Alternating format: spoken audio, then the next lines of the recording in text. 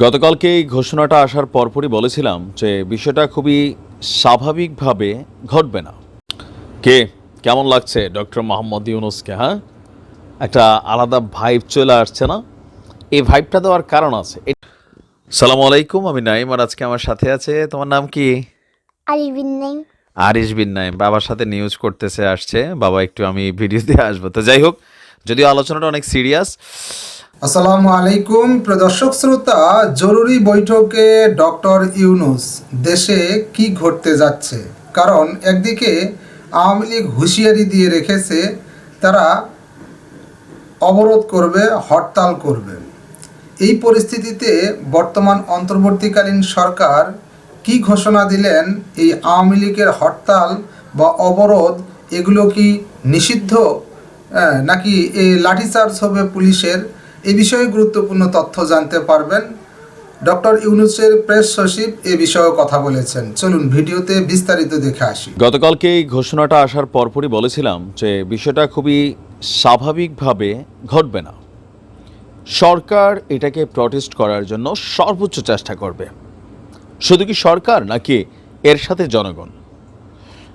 আমি গতকালকে বলছি যে এই মুহূর্তে আওয়ামী লীগের বিপরীতে যে রাজনৈতিক দলগুলো আছে, পাশাপাশি বৈষম্যবিরোধী প্ল্যাটফর্ম থেকে শুরু করে যারাই আছে, নানান ইস্যুতে তারা বিক্ষিপ্ত হলেও বা বিচ্ছিন্ন হলেও আওয়ামী লীগের ফিরে আসা ইস্যু অথবা আওয়ামী লীগকে রাজপথে দাঁড়াইতে দেওয়ার ইস্যুতে প্রত্যেকটা দল এক হয়ে যাবে। বিএনপি থেকে সরাসরি বক্তব্য চলে এসেছে, জামাত থেকেও আসছে, আর দিন শেষে সরকারের পক্ষ থেকে আসছে। এখন আওয়ামী লীগের ইতিহাস কি বলে? আওয়ামী লীগের ইতিহাস বলে বরাবরই রাজপথে বিরোধী দল হিসেবে আওয়ামী লীগ সবসময় শক্তিশালী। কিন্তু এখন যেই মুহূর্তে আমরা কথা বলছি, অতীতের সময়ের সাথে আজকের বাস্তবতার একটা ভিন্নতা আছে। সবচেয়ে বড় যে পার্থক্য সেটা হচ্ছে 5ই আগস্ট বাংলাদেশের ইতিহাসে একমাত্র আওয়ামী লীগ সরকারেরই এভাবে পতন হয়েছিল। এর আগে এরশাদ সরকারের সময় যে পতন, সেই পতন আর এই পতনের মধ্যে প্রধান পার্থক্য হচ্ছে যে আওয়ামী লীগের সভানেত্রী শেখ হাসিনা তিনি বাংলাদেশ ছেড়ে ভারতে পালিয়ে গেছেন। শুধুমাত্র এই জিনিসটার কারণেই আওয়ামী লীগের যে মাঠের শক্তি, নৈতিক মনোবল বা কর্মীদের মধ্যে যেই শক্তি, স্পৃহা, সেটা কিন্তু কমে গেছে। অতীতে আওয়ামী লীগ বাংলাদেশেই ছিল, শেখ হাসিনা তিনি দেশেই ছিলেন। সো নেতারা এইভাবে দেশ ছাড়া পালান নাই, মামলা টামলা এগুলা বরাবরই হয়েছে, কিন্তু আওয়ামী লীগ শক্তিশালী ছিল।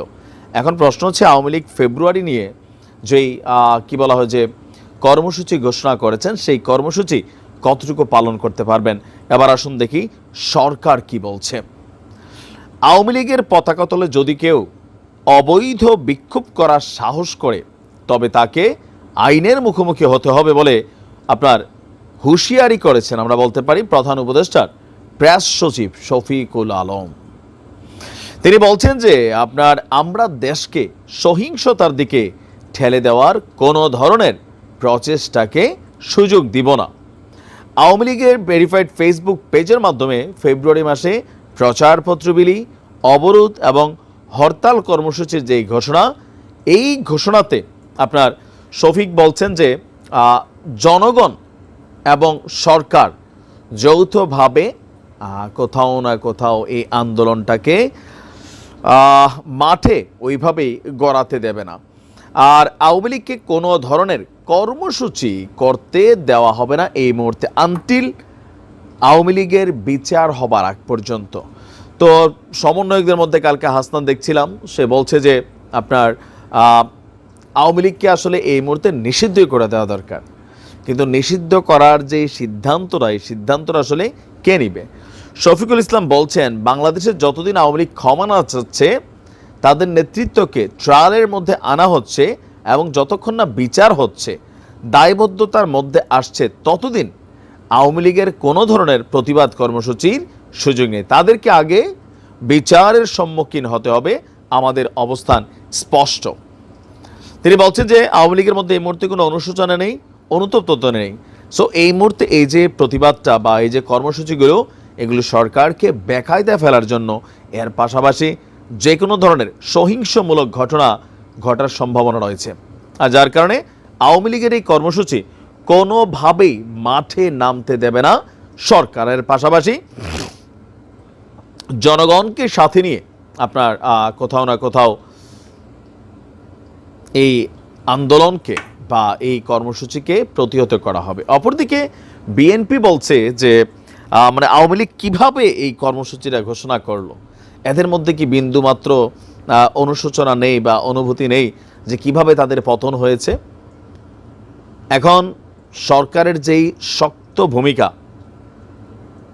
যে মাঠে নামলেই বিক্ষোভের সাহস দেখালেই আপনার তাকে গ্রেপ্তার করা হবে। আর আমরা যেহেতু এই মুহূর্তে মাঠে সেনাবাহিনী ডিপ্লয়েড আছে, বিজিবি আছে, পুলিশ আছে, তো সেনাবাহিনীর ইস্যুটা একটু তো শক্তিশালী অবস্থানে আছে। এখন একটা হাড্ডাহাড্ডি চ্যালেঞ্জের মুখোমুখি দাঁড়াচ্ছে সরকার এবং আওয়ামী লীগ। তবে আমার মনে হয় এই মুহূর্তে আওয়ামী লীগের এই কর্মসূচিটা সফল হবে না, কারণ জনগণ, যারা আওয়ামী জনগণ আছেন, মানে আওয়ামী লীগের সাপোর্টার জনগণ, নেতারা তো সব পলাতক, আর জনগণ বা লোকাল যে নেতাগুলো আছেন তারা এই সাহস করবে না এবং জনগণ এটাকে কোনোভাবেই এই মুহূর্তে পজিটিভ নেবে না এবং ধাওয়া টাওয়া দেবে, এটাই বাস্তব। পুলিশের বাহিরেও এখানে অনেক ঘটনা ঘটে যাবে, মব জাস্টিসও হইতে পারে। এটা সরকার কিন্তু খুব সিরিয়াসলি কথা বলছে, আমি যতটুকু বুঝতে পারছি।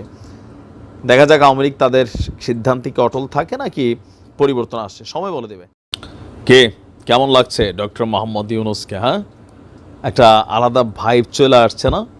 এই ভাইবটা দেওয়ার কারণ আছে। এটা হচ্ছে একজন সুপার বা সুপ্রিম যোদ্ধা।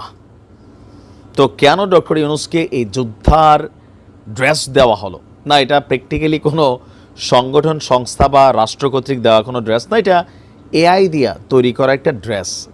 কিন্তু এই ড্রেসটার সাথে আমাদের আজকের নিউজের একটা খুবই গভীর সম্পর্ক আছে, যে ডক্টর ইউনূস কি ইতিহাস গড়লেন যা অতীতে আর গত 53 বছরে নাকি এমন ইতিহাস আর বাংলাদেশে ঘটনাই যেটা ডক্টর ইউনূস এই জায়গায় নিজে সফল হয়েছেন বলে দাবি করা হচ্ছে। আচ্ছা, ডক্টর ইউনূসের নিয়োগকর্তা কারা খেয়াল আছে তো? বৈষম্য বিরোধী ছাত্র আন্দোলন। তো নিয়োগকর্তারা ডক্টর ইউনূসের উপর কি আসলে সন্তুষ্ট?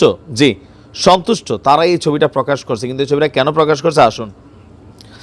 বলা হচ্ছে যে 5ই আগস্ট আওয়ামী লীগ সরকারের পতনের পর 8ই আগস্ট ডক্টর মোহাম্মদ ইউনূসকে প্রধান উপদেষ্টা করে এই সরকার গঠিত হয়েছিল। দায়িত্ব নেওয়ার পর থেকে আজকের দিন পর্যন্ত আমরা একটা জিনিস কন্টিনিউ দেখছি, মানুষ এতে বিরক্ত। এটা হচ্ছে একের পর এক দাবি ভাই, মানে আজকে এই গ্রুপ, কালকে ওই গ্রুপ, সবারই দাবিগুলো যৌক্তিক, কিন্তু এত অল্প সময়ের মধ্যে এতগুলা দাবিকে ম্যানেজ করা, এগুলাকে ফেস করা, রেজাল্ট ক্রিয়েট করা, সহিংস পরিস্থিতি যেন তৈরি না হয় সেইটাকে ব্যাকআপ করা, পুলিশ যেন শক্তিশালী ভূমিকা প্রয়োগ করতে না পারে, বুলেট চালাইতে না হয়, মানে এইটা অবশ্যই একটা হিউজ চ্যালেঞ্জিং ইস্যু ছিল। কোনো রকম প্রাণহানি ঘটেনি, ফায়ারিংয়ের ঘটনা ওরকম ঘটেনি, ককটেল, সাউন্ড গ্রেনেড, হয়তোবা বিভিন্ন জায়গায় এই ধরনের অ্যাক্টিভিটিস হয়েছে। যাই হোক, আপনার গত 6 মাসে 136টি আন্দোলন মোকাবেলা করেছে এই অন্তর্বর্তী সরকার।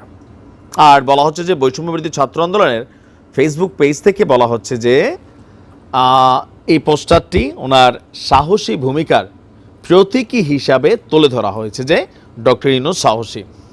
লেখা হয়েছে অন্তর্বর্তীকালীন সরকার গত 6 মাসে 136টি আন্দোলন মোকাবেলা করেছে। স্বাধীনতার 54 বছরে এই 6 মাস সময়ের মধ্যে এতগুলো দাবি দেওয়ার আন্দোলন মোকাবেলা করার নজির আর কোনো নাকি রাজনৈতিক সরকারের ছিল না, অথবা ওই রকম পরিস্থিতি হয়তো তৈরি হয় না। কারণ একটা রাজনৈতিক সরকার আসলে একটা স্থিতিশীল পরিবেশ থাকে, অথবা এর আগে যারা সরকার এরকম ছিলেন 1/11-এর সময় আমরা তখনও দেখেছি আর্মির শাসনে আমজনতা এই ধরনের কর্মকাণ্ডগুলো করার সাহস পায় নাই। এখন সরকারের আমলে যতগুলো আন্দোলন বিভিন্ন জায়গায়, মানে যার যার প্রয়োজন অনুযায়ী, ত্রণ অনুযায়ী যে আন্দোলনগুলো আমরা দেখছি, বলা হয়েছে যে আপনার যৌক্তিক অযৌক্তিক সব ধরনের দাবি নিয়ে প্রতিদিন মাঠে নামছে বিভিন্ন পক্ষ। সরকার আন্দোলন মোকাবেলা করেই এখন পর্যন্ত টিকে আছে, কিন্তু গত 15 বছরের সব দাবি একসঙ্গে নিয়ে যেভাবে সবাই নামতেছে, সরকার আসলে কাজ করবে কখন, এটা কিন্তু বাস্তব। এখন কেন সবাই নামতেছে? সবার বক্তব্য বাক স্বাধীনতা আছে, অধিকার আদায় নিয়ে কথা বলবো, এক গ্রুপেটা যেতে হচ্ছে, আমরাও নেমে যাই ভাই, দাবি দেওয়ার তো আর শেষ নাই। এখন কারুরগুলা পূরণ করা হচ্ছে, কারুরগুলা আশ্বাস দেওয়া হচ্ছে, কোথাও কোথাও হয়তো একটু লাঠিচার্জও করা হচ্ছে, আবার সেনাবাহিনীও কোথাও কোথাও ভূমিকা রাখছে, আবার কোথাও যে বৈষম্য বিরোধী সমন্বয়করা তারাও ভূমিকা রাখছে। তো সব কিছু মিলিয়ে ডক্টর ইউনূসের সরকার এখন পর্যন্ত টিকে আছে। রাজনৈতিক দলগুলোকে, বিশেষ করে বিএনপিকে মোকাবেলা করতে হচ্ছে, আওয়ামী লীগকে মোকাবেলা করতে হচ্ছে টেকনিক্যাল ওয়েতে। তো সব কিছু মিলিয়ে ডক্টর ইউনূস এক নতুন ইতিহাস তৈরি করেছেন। সালামু আলাইকুম, আমি নাইম, আর আজকে আমার সাথে আছে, তোমার নাম কি? আরিফ বিন নাইম। আরিশ বিন নাইম। বাবার সাথে নিউজ করতেছে, আসছে বাবা, একটু আমি ভিডিওতে আসবো। তো যাই হোক, যদিও আলোচনাটা অনেক সিরিয়াস। দর্শক, এই মুহূর্তে বাংলাদেশে যে পরিস্থিতি চলছে, বিশেষ করে ছাত্র বনাম ছাত্রদের মধ্যে যে সংঘর্ষ, এটা ছাত্রদের জন্য যেমন অকল্যাণকর, ইউনূস সরকারের স্টেবিলিটির জন্য আরও ভয়ঙ্কর একটা পরিণতি ডেকে আনবে। আর এর পাশাপাশি বাংলাদেশে এই মুহূর্তে বেশ কিছু জিনিস চলমান আছে। তো এই যখন অবস্থা, এটা নিয়ে অনেকেই কথা বলছেন। 7 কলেজের ইস্যুতে একটা সমাধান হলেও ছাত্ররা কিন্তু বেশ কিছু দাবি দিয়ে রাখছেন। আর এই দাবিগুলো যদি না মানে ঢাবি বা যে প্রশাসন আছেন, তাহলে পরিস্থিতি আগামী দিনে খারাপের দিকে যাবে। আর এটা যদি খারাপ হয়, তাহলে বৈষম্য বিরোধী আন্দোলন মুখ থুবড়ে পড়বে, ডক্টর ইউনূসের এই সরকারেরও পতন ঘটে যেতে পারে, কারণ তিনি পরিস্থিতিকে কন্ট্রোল করতে পারবেন না। তো সার্বিক পরিস্থিতিকে বিবেচনা করে ডক্টর মোহাম্মদ ইউনূস তিনি জরুরি একটা বৈঠক ডেকেছেন কিছুক্ষণ আগে।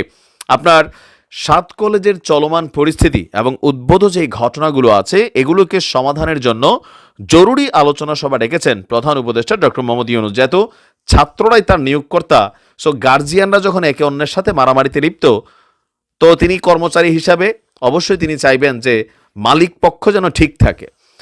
তো আপনার আজকে কিছুক্ষণ আগে প্রধান উপদেষ্টার প্রেস কার্যালয় থেকে আপনার এই সূত্র সামনে আসছে যে এই সভায় শিক্ষা উপদেষ্টা ডক্টর ওয়াহিদ উদ্দিন আপনার মাহমুদ, বিশ্ববিদ্যালয়ের মঞ্জুরি কমিশনের মানে ইউজিসির চেয়ারম্যান অধ্যাপক SM A ফায়েজ এবং ঢাকা বিশ্ববিদ্যালয়ের উপাচার্য নবনিযুক্ত কয়েকদিন আগে নিয়াজ আহমেদ খান, তারা উপস্থিত রয়েছেন। এখন এখানে আলোচনার বিষয়টা কোনটা? আলোচনার বিষয়টা হচ্ছে আমার ধারণা যে এই মুহূর্তে যে চলমান পরিস্থিতি আছে, কিভাবে 7 কলেজের ইস্যুটাকে কন্ট্রোল করা যায় বা ছাত্রদের মধ্যে বিষয়টাকে নিয়ে ঐক্য করা যায়, সেটার উপরই আমরা দেখছি যে ফাইনালি তাদের একটা দাবি আছে, 24 ঘন্টার আলটিমেটাম দিয়েছে। আর যদি এই সময়ের মধ্যে তাদের দাবি দেওয়া মানা না হয়, তাহলে নিউ মার্কেট সহ বিভিন্ন জায়গায় ঘেরাওয়ের ঘোষণা, ঢাকা ব্লকেড কর্মসূচি, আরও অনেক কিছু। আর আজকে ঢাকা কলেজের শহীদ মিনার থেকে আপনার গতকালকে এই বিষয়টা সামনে আসছে। তো তাদের প্রধান দাবি যেটা, যে ঢাকা বিশ্ববিদ্যালয়ের উপাচার্য যিনি আছেন অধ্যাপক ডক্টর মামুন আহমেদের বিরুদ্ধে ব্যবস্থা নিতে হবে। ইভেন শিক্ষার্থীদের দাবি যে ঢাকা বিশ্ববিদ্যালয় এবং 7 কলেজের শিক্ষার্থীদেরকে মুখোমুখি অবস্থানে দাঁড় করিয়ে দিয়েছেন এই ঢাবির প্রভিসি অধ্যাপক মামুন আহমেদ। এই দায়ভার নিয়ে তাকে পদত্যাগ করতে হবে। আর পুলিশের যে সকল কর্মকর্তারা তাদের উপর লাঠিচার্জ করছে, তো গতকালকে যে ঘটনা ঘটছে, এখানে আমি পুলিশের কোনো দোষ দেই না। আমি আবারও বলি, যখন এরকম পরিস্থিতি তৈরি হয়, তো স্বাভাবিকভাবে প্রশ্ন আসবে পুলিশ কি করে? পুলিশ থাকাতে সংঘর্ষের পরিমাণ কমছে, তবে পুলিশ ঢাবিকে প্রোটেকশন দিচ্ছিল, এটা কিন্তু দিনের আলোর মতন পরিষ্কার। আমরা দেখছি যে পুলিশের পিছনে ছিল ঢাকা ইউনিভার্সিটির ছাত্ররা, ঢাকা কলেজ সহ 7 কলেজের স্টুডেন্টরা ছিল প্রকাশ্যে। আর এর পাশাপাশি এই মুহূর্তে বৈষম্য বিরোধী আন্দোলনের এই যে ছাত্রদের ঘটনায় আইন উপদেষ্টা আসিফ নজরুল স্যার তিনিও কিন্তু শঙ্কা প্রকাশ করছেন। ইভেন যারা বৈষম্য বিরোধী নেতা আছেন, ছাত্ররা, তারাও মনে করছেন তারা যদি কিলাকিলিত লাগে, তাহলে আপা কিন্তু টুক করে ঢুকে পড়বে। ইভেন আমাদের মিজানুর রহমান আল আজহারি তিনিও বলছেন শকুনিরা নাকি চাচ্ছে ছাত্রদের মধ্যে একটা বিভেদ তৈরি করতে। তার মানে এই শকুনি কারা? আওয়ামী লীগের কথায় তো এখন এইসব আন্দোলন হচ্ছে না, তাহলে ঢাবির যে প্রভিসি যিনি আছেন মামুন, তিনি কি শকুনি, অথবা এর বাইরে আসলে কি চলছে? তো দেখা যাক জরুরি এই বৈঠক থেকে কি সিদ্ধান্ত সামনে আসে, আমরা হয়তো কিছুক্ষণের মধ্যেই জানতে পারবো। প্রিয় দর্শক শ্রোতা, এই বিষয়ে আপনার মতামত থাকলে কমেন্ট বক্সে আপনার লিখতে পারেন, কমেন্ট বক্সে আপনার মতামত। আজকে এই পর্যন্তই, আল্লাহ হাফেজ।